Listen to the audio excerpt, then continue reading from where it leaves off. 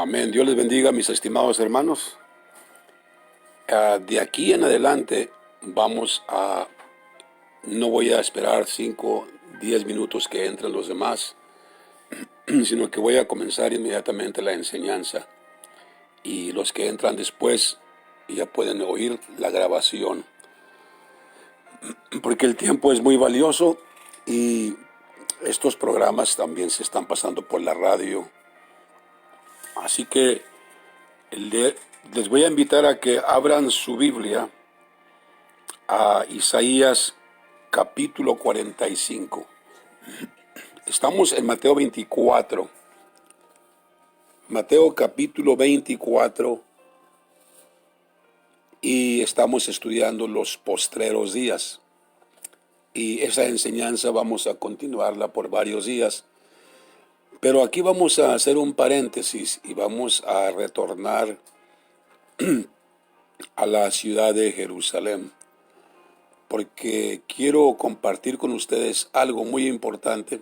Algunos ya lo sabrán, otros no.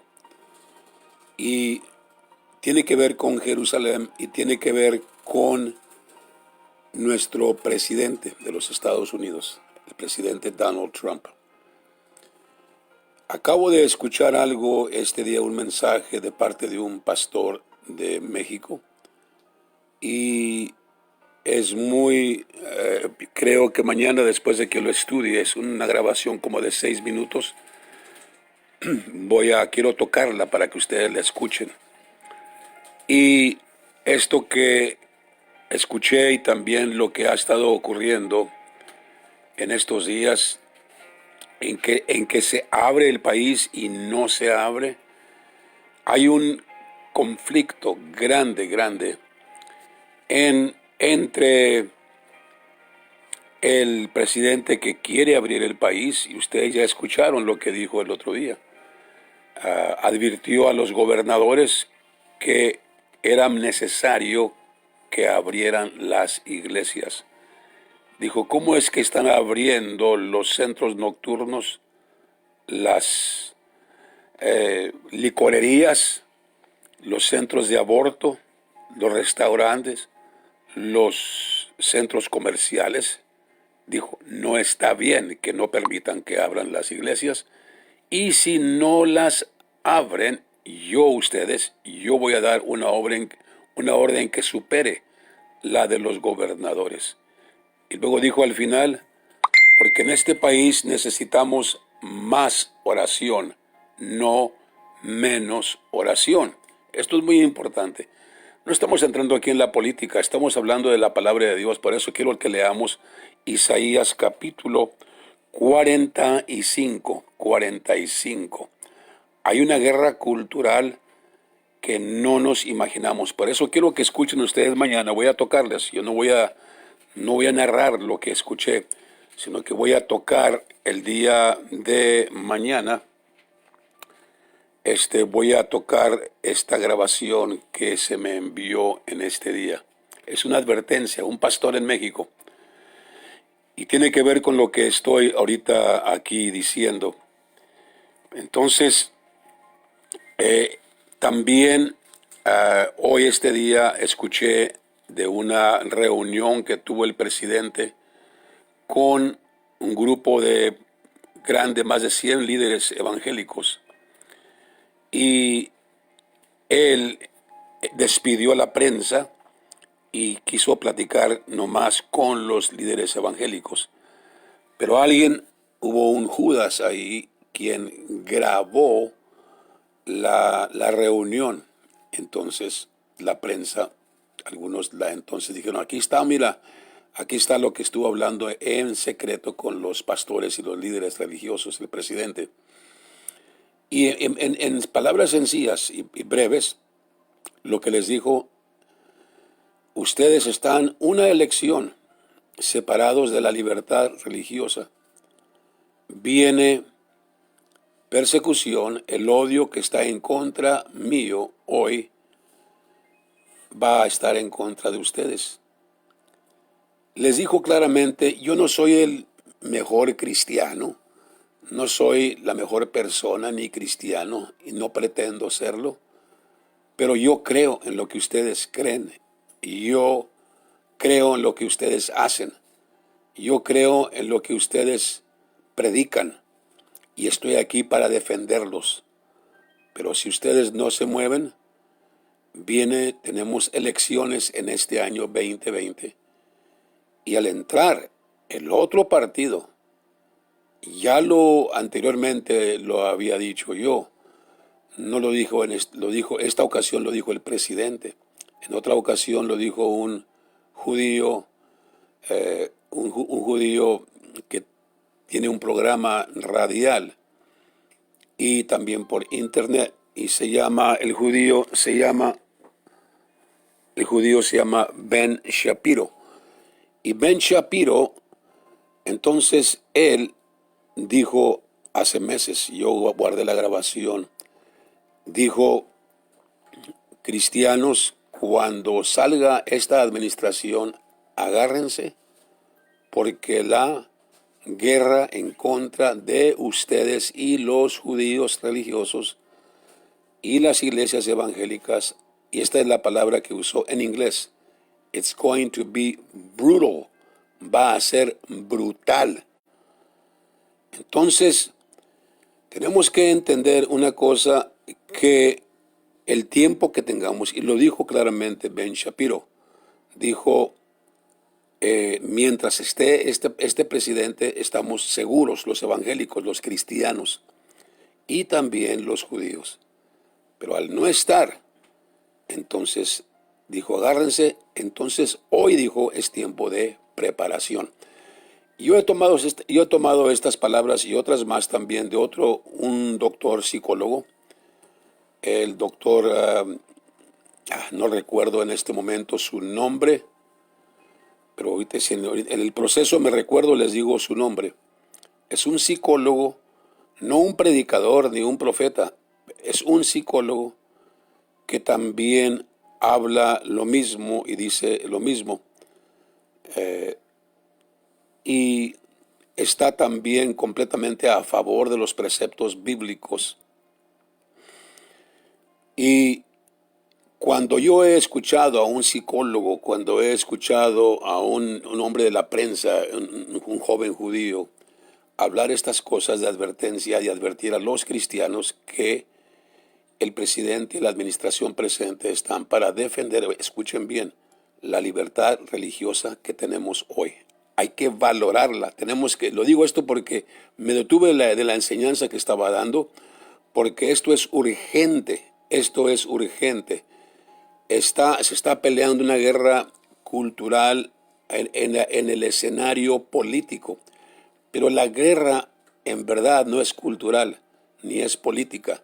La guerra es espiritual.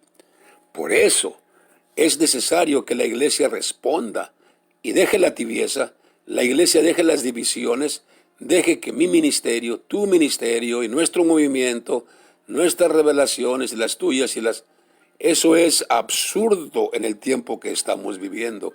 Es crítico, es urgente que estemos pendientes. Y entonces la razón que estoy hablando esto es porque este día he oído dos cosas y les voy a compartir en más detalle. Les dije que mañana les voy a compartir. Quiero que lo escuchen ustedes porque una de ellas está en español, de un pastor en México.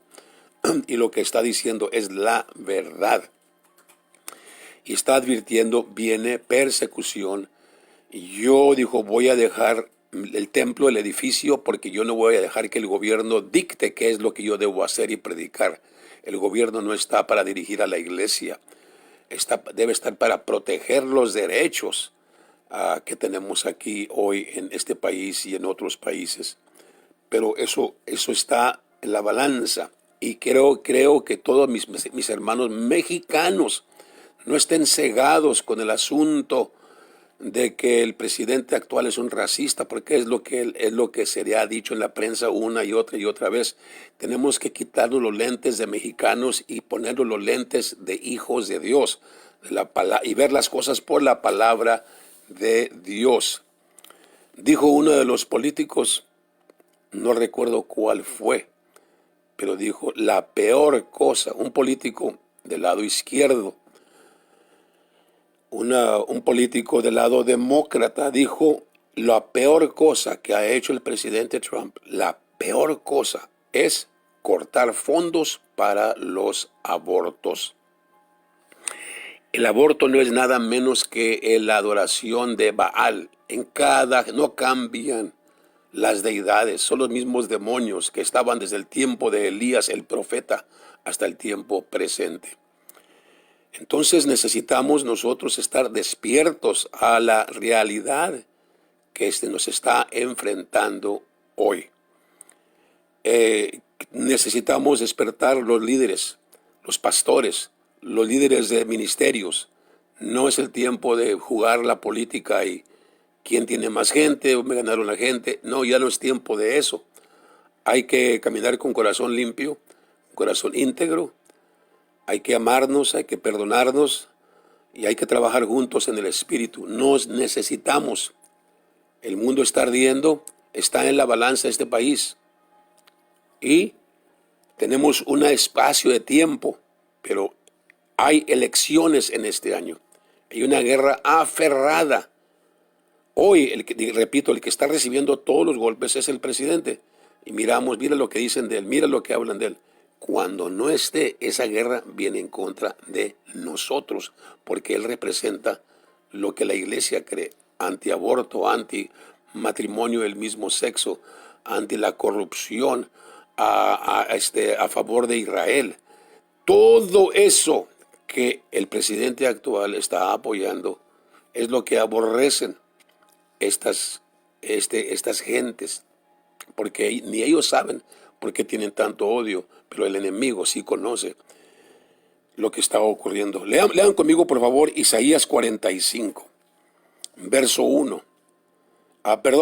Isaías capítulo 44 y verso 28. Verso 28. Apunten estos textos, por favor, para que los lean ustedes. Porque lo que estoy hablando no nada más son cosas de mi cabeza, sino que tenemos que tener base en la palabra de Dios. En la palabra de Dios. Dice así, Isaías 44 y verso 28. ¿Qué dice de Ciro? ¿Qué dice de Ciro?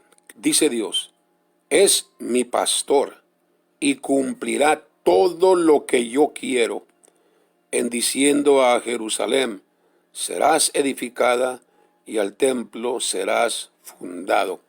¿Quién es Ciro? Estamos leyendo en el libro de Isaías. ¿Quién es Ciro?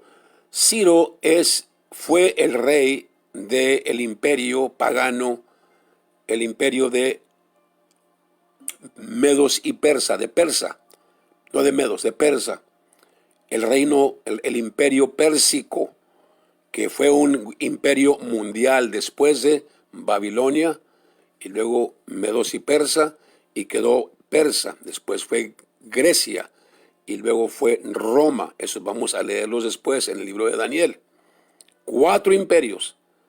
Y los 4, la razón que ellos son prominentes es por la relación que tenían con el pueblo judío y con la nación de Israel. La razón que esos imperios, Babilonia, Medos y Persa, Grecia y Roma, son prominentes en la palabra de Dios, en la historia, no es porque eran tan importantes. Eran grandes imperios y hubo otros imperios grandes también que no sobresalen en la palabra de Dios.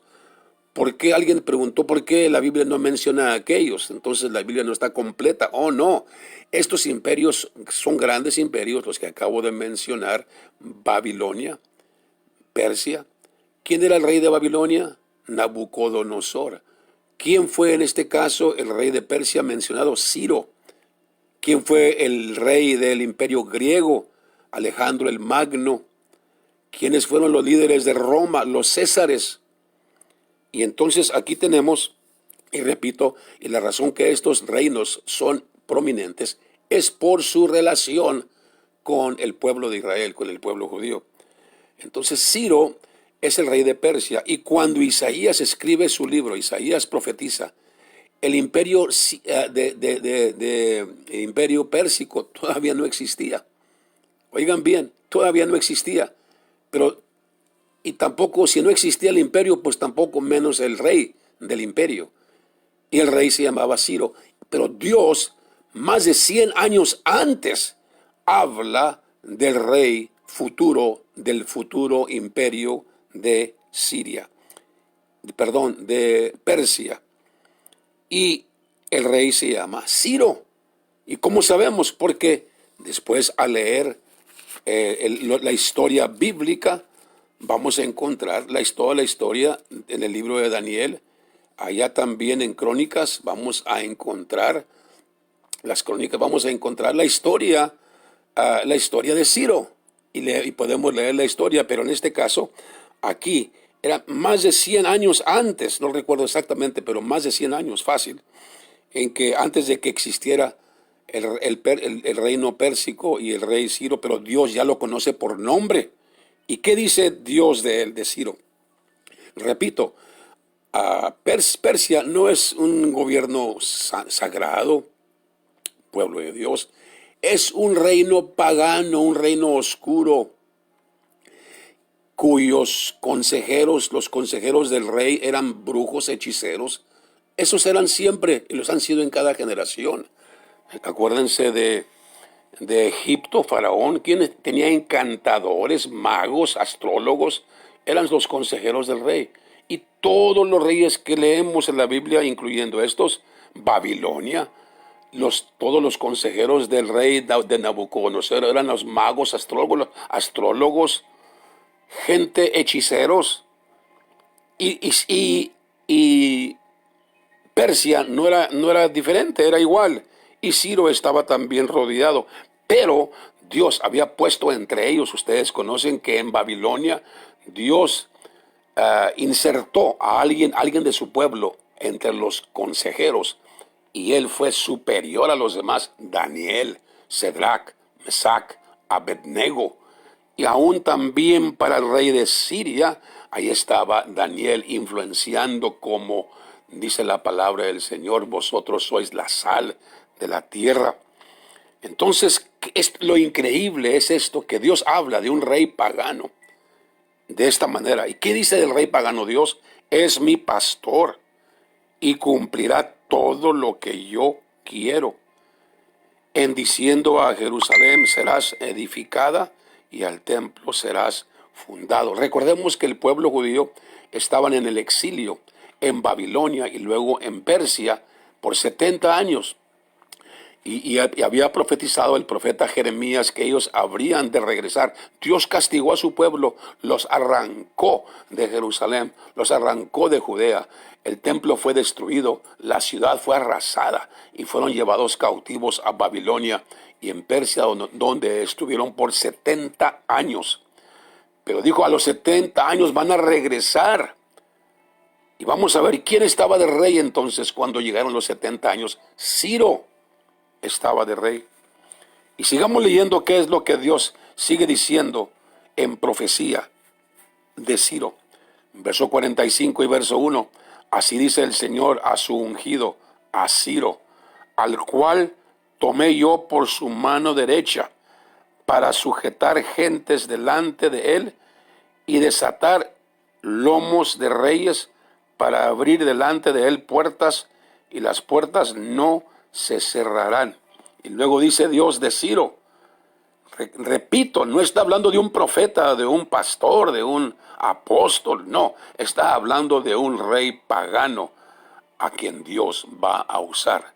Verso 2, yo iré delante de ti, dice Dios, hablando de Ciro, y enderezaré las tortuosidades, lo chueco, quebrantaré puertas de bronce y cerrojos de hierro haré pedazos. Y tú vas a hacer todo esto. Fíjense el verso 3, lo que dice Dios de Ciro.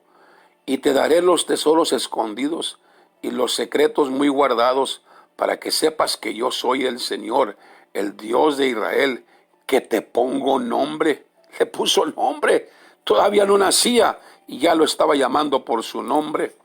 Dice así, por amor de mi siervo Jacob y de Israel, mi escogido, por amor de mi pueblo, te llamé por tu nombre. Le está hablando a Ciro, al rey pagano, Dios, por amor de mi siervo Jacob y de Israel mi escogido, por amor de mi pueblo, yo te llamé por tu nombre, púsete sobrenombre. Yo te puse pastor, tú eres mi pastor.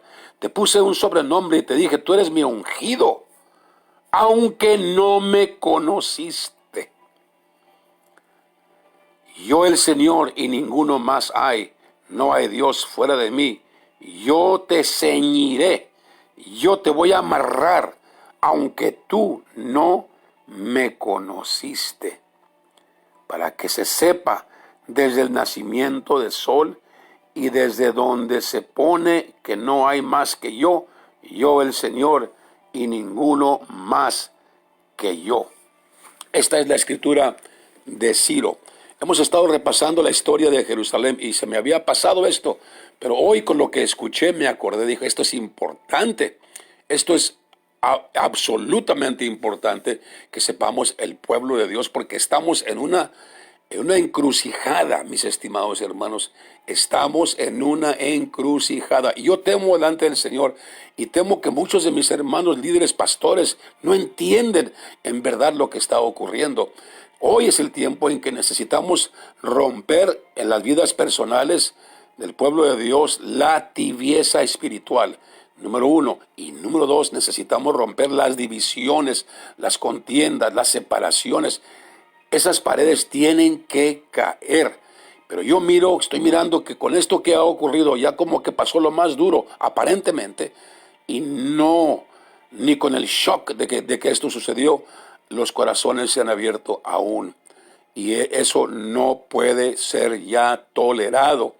Entonces nosotros tenemos una responsabilidad delante de Dios. No estamos aquí para criticar, ni estamos aquí para apuntar el dedo, sino que estamos aquí para mirar y apuntar la realidad de lo que está ocurriendo hoy delante de nuestros ojos.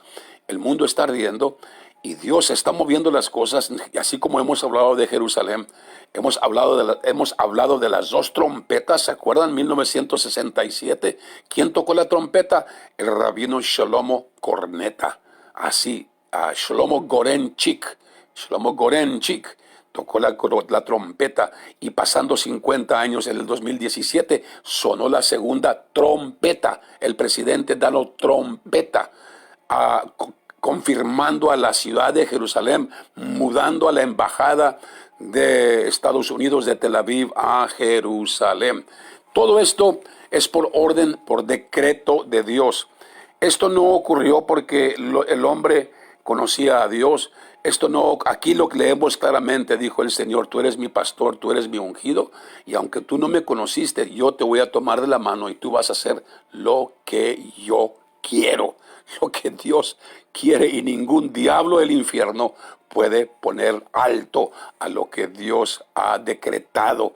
Pero siempre Dios, recuerden, nunca trabaja solo. Dios nunca trabaja solo. Tenemos una responsabilidad, nosotros, el pueblo de Dios. Y quiero repasar un poco de historia aquí. Entonces, vamos y leemos lo que sucedió cuando el pueblo de Israel regresó.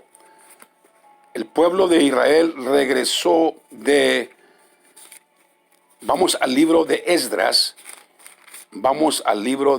Porque aquí hay un paralelo, un cumplimiento de algo que se cumplió hace siglos y lo vemos repetirse de nuevo.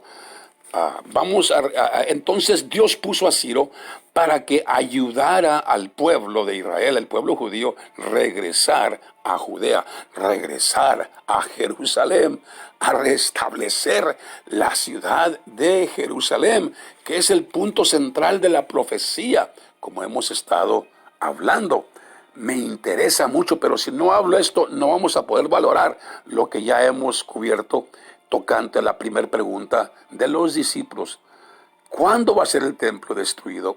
Cuando viereis a Jerusalén. ¿Cuándo va a ser el templo destruido? Cuando viereis a Jerusalén cercada de ejércitos. Sabed que su destrucción, su desolación ha llegado. Y luego corrimos por siglos, y esa antes de que corriéramos por siglos, entonces establecimos de que la destrucción de Jerusalén, el esparcimiento del pueblo judío, la destrucción del templo y el esparcimiento del pueblo judío y la posesión de Jerusalén por los gentiles era la señal de que la puerta de salvación y de gracia se había abierto para los gentiles. Y luego corrimos siglos adelante hasta el 1948. Aún paramos un poquito en la estación de 1917, ¿se acuerdan? La ciudad de Jerusalén fue liberada de los turcos por medio de un general cristiano de Inglaterra, quien oró pidiendo a Dios que le enseñara cómo tomar Jerusalén. Mandó mensaje a Londres y le mandaron una escritura: como aves, del libro de Isaías, como aves Jerusalén será liberada, y así sucedió. Mandó la notita, los papelitos, y hizo volar aviones sobre Jerusalén, dejó caer la advertencia y el papel decía: deben entregar la ciudad, y luego firmada por el general Allenby. Y los árabes, cuando leyeron Allenby, pensaron que Allenby era Alá B. Alá es el Dios de los árabes, de los musulmanes, y B quiere decir hijo en el arábico. B quiere decir hijo. Entonces en ellos había una profecía antigua que decía que ellos iban a estar en control de los turcos, estarían en control de Jerusalén hasta que viniera un hijo de Alá a liberarla. Entonces es la única forma que ellos iban a soltar a Jerusalén sin pelear. Pero cuando el general Allenby, qué increíble es esto, el general Allenby, un cristiano que leía la Biblia, temeroso de Dios y no quiso dañar la ciudad, deja caer todos los folletos sobre la ciudad y lo leen: deben rendirse la ciudad, y luego firma abajo: general George Allenby. Ellos, los musulmanes turcos, se asustaron y dijeron: ese es el hijo de Alá, y salieron con banderas blancas y entregaron la ciudad sin un balazo. Así que ustedes y yo ya repasamos esta enseñanza y les animo para que regresen y escuchen las pasadas enseñanzas para que puedan valorar lo que vamos a dar enseguida. Entonces, eso, 1917, y luego hasta el 1917 nos fuimos hasta el 1967, cuando Jerusalén fue liberada y reunificada, ahora ya por primera vez en manos del pueblo judío. Y a eso voy a ir enseguida, algo que no habíamos hablado. Pero habla en su Biblia el libro de Esdras. Libro de Esdras y capítulo 1, verso 1. Y en el primer año de Ciro, aquí estamos hablando Ciro, mi ungido, mi pastor, en el primer año de Ciro, rey de Persia, para que se cumpliese la palabra del Señor por la boca de Jeremías, que había dicho iban a regresar después de 70 años a Jerusalén, el Señor excitó el espíritu, alborotó el espíritu de Ciro, rey de Persia, el cual hizo pasar pregón. O sea que tocó su corazón, tocó su espíritu y le puso un amor grande para el pueblo judío. Dios lo hizo en el corazón de Ciro, así como lo había dicho 150 años antes. Excitó Dios el espíritu de Ciro, rey de Persia, el cual hizo pasar pregón, anuncio por todo su reino y también por escrito, diciendo: así ha dicho Ciro, rey de Persia, el Señor Dios de los cielos me ha dado todos los reinos de la tierra y me ha mandado que le edifique casa en Jerusalén, que está en Judá. Imagínense, el rey pagano está diciendo: el rey de Israel, él me ha dado los reinos de la tierra y me ha mandado. Aquí se cumplió lo que dijo Dios por el profeta Isaías: aunque no me conociste, Ciro, tú no eras ni un israelita, ni un hebreo, yo te tomé de la mano, eres mi pastor, eres mi ungido. Y aquí está hablando ahora Ciro con unción de Dios. Y me ha mandado que le edifique casa en Jerusalén, que está en Judá. Y luego dice Ciro: ¿quién hay entre vosotros de todo su pueblo? Hablando de los hebreos, del pueblo judío, que está en Judá.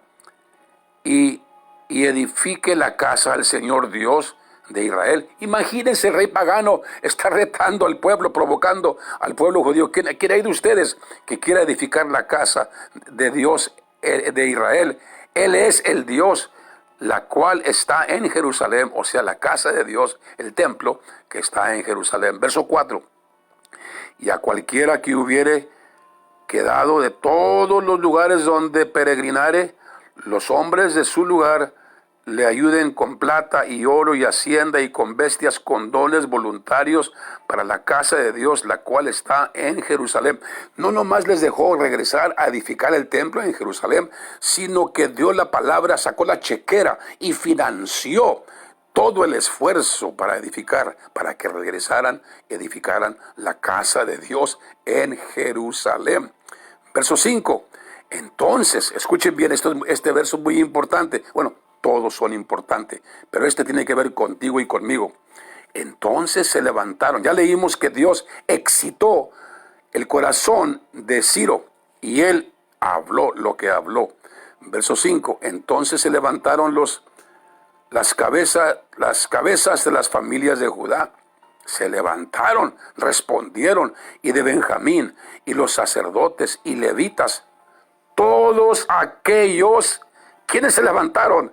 Todos aquellos cuyo espíritu despertó Dios para subir a edificar la casa del Señor, la cual está en Jerusalén. Dios no nomás despertó el espíritu de Ciro para que los apoyara, sino que también despertó, no todos, pero aquí leemos, todos aquellos cuyo espíritu despertó Dios para subir a edificar la casa del Señor, la cual está en Jerusalén. Mi estimado hermano, que tú y yo, que estamos oyendo esta palabra, tú que estás escuchando esta palabra, seas uno de los que Dios despierta tu espíritu para que respondas a edificar la casa de Dios. Tú y yo, no ya una casa no de piedras, no, tú y yo, una casa espiritual. Un pueblo que busca a Dios, un pueblo que se ama uno al otro en armonía, sirviendo a Dios.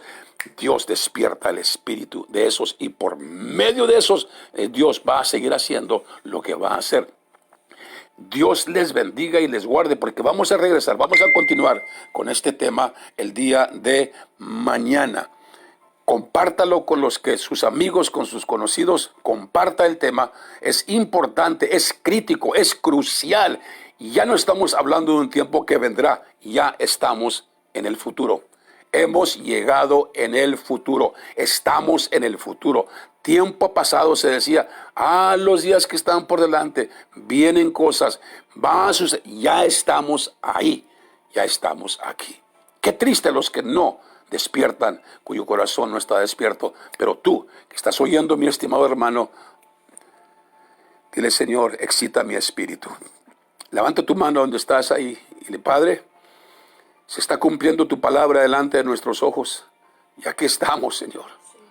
Aquí estoy, Señor. Dile, abre mi corazón, por favor.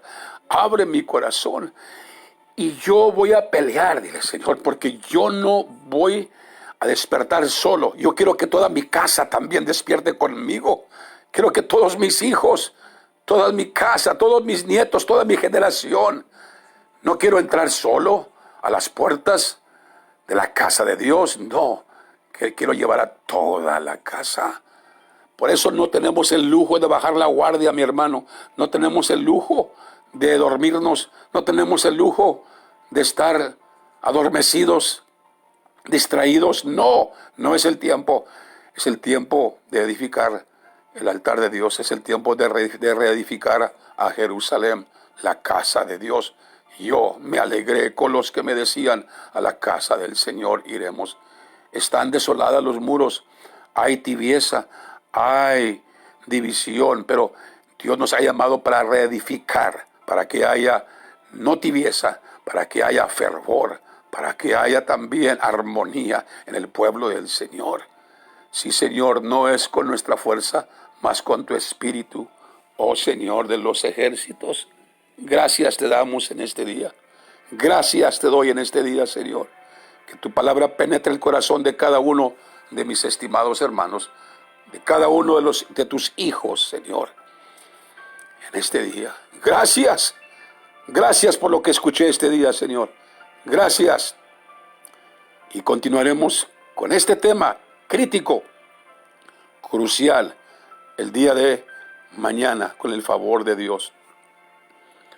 Dios les bendiga, es mi deseo y mi oración. Que el Señor les guarde a mis estimados hermanos y que Dios abra el corazón de cada uno para recibir esta palabra. En el nombre de Jesucristo.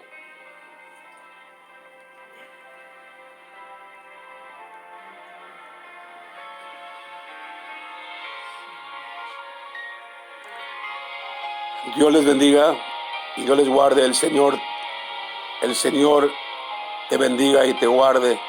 Haga resplandecer el Señor su rostro sobre ti y haya de ti misericordia. El Señor alce sobre ti su rostro y ponga en ti su paz. Dios les bendiga. Mañana a las 8 y comenzaré inmediatamente a las 8 porque el tiempo se nos ha estado yendo. A las 8 en punto comenzaremos la enseñanza el día de mañana. Dios les bendiga. Les amamos en el amor del Señor.